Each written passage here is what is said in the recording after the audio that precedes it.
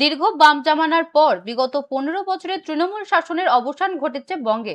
রাজ্যে তৈরি হয়েছে নতুন বিজেপি সরকার, আর এই রাজনৈতিক পালাবদলের পর হিঙ্গলগঞ্জের মাটিতে দেখা গেল এক নজিরবিহীন ছবি। হিঙ্গলগঞ্জের বিশপুর গ্রাম পঞ্চায়েতের 20টি বুথকে কেন্দ্র করে আয়োজিত হলো বিজেপির এক বিশাল বিজয় মিছিল। তবে এই মিছিলের সবচেয়ে আকর্ষণীয় বিষয় ছিল শুদ্ধিকরণ। স্থানীয় গৌরেশ্বর নদীর জল কলসি ও ঘটে করে নিয়ে গোটা রাস্তায় ছিটিয়ে এলাকা পবিত্র করলেন বিজেপি কর্মী সমর্থকরা। এদিন সকাল থেকে বিশপুরের 20টি বুথের বিজেপি কর্মী সমর্থকরা আবির খেলে মিষ্টিমুখ করে বিজয় মিছিলে সামিল হন। মিছিলে অংশ নেওয়া মহিলারা গৌরেশ্বর নদী থেকে জল সংগ্রহ করে আনেন। এরপর ঢাক ঢোল ও জয় শ্রীরাম ধ্বনির মাঝেই সেই জল রাস্তায় ছেটানো হয়। বিজেপি কর্মীদের দাবি, বিগত 1.5 দশক ধরে তৃণমূলের যে অত্যাচারী ও কুলসিত শাসন চলছে, তার থেকে হিঙ্গলগঞ্জের মাটি ও মানুষকে মুক্ত করতে এই প্রতীকী শুদ্ধিকরণ। মিছিলে উপস্থিত সাধারণ মানুষ ও বিজেপি নেতৃত্বের মধ্যে আনন্দের বন্যা বয়ে যায়। বিশেষ করে হিঙ্গলগঞ্জের ঘরের মেয়ে তথা বিজেপি প্রার্থী রেখা পাত্রের জয়লাভে এলাকার মানুষ মেতে উঠেছেন অকাল দেওয়ালিতে।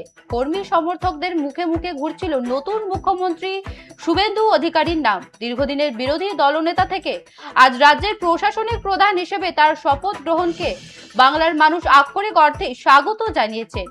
বিশপুরের গ্রামবাসীদের একাংশের মতে এই পালাবদল শুধু সরকারের পরিবর্তন নয়, বরং তাদের কাছে এক নতুন স্বাধীনতার মতো। বাম ও তৃণমূল দুই জামানার অবসান ঘটে বিজেপি সরকার আসা এবার সীমান্ত লাগোয়া হিঙ্গলগঞ্জের প্রকৃত উন্নয়ন হবে এবং সাধারণ মানুষ তাদের অধিকার ফিরে পাবেন বলে আশাবাদী পদ্ম শিবির।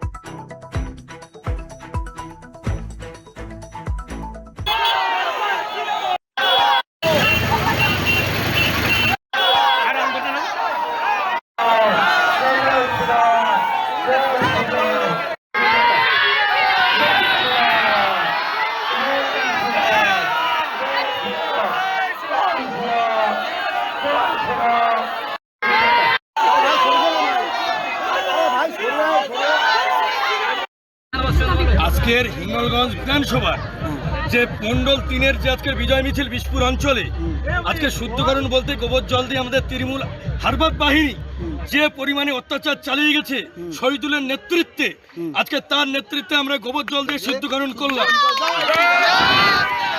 নাম অনুপ দাস। আমরা শুদ্ধকরণ করছি। আমরা হিঙ্গলগঞ্জ ব্লকের বিশপুর পঞ্চায়েত থেকে আমরা 20টা বুথের শুদ্ধকরণ করাচ্ছি। আমরা অনেক অত্যাচার সহ্য করছি, অনেক নোংরা জমে গেছে।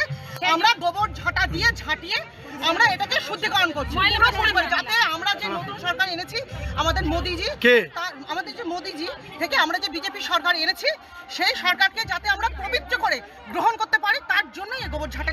তার তো কথা বলেন, এখানে রেখা পাত্র জিতেছে আমাদের, কিন্তু তার কথা তো কিছু শুনলাম না, কি বলবেন? রেখা পাত্রকে তো কথা কিছু বলারই নেই, সে তো আমাদেরই অংশ। আমরাও নারী, তিনিও নারী। উনি যেমন রাস্তায় বেরিয়ে সবার কথা উনি নিজের মুখে তুলে ধরেছেন, সেটা আমাদের মন ফুটে আজ আনন্দের মাধ্যমে সেটা বেরোচ্ছে। ওনাকে অসংখ্য ধন্যবাদ। আমরা গর্ববোধ করি যে উনিও নারী, আমরাও নারী।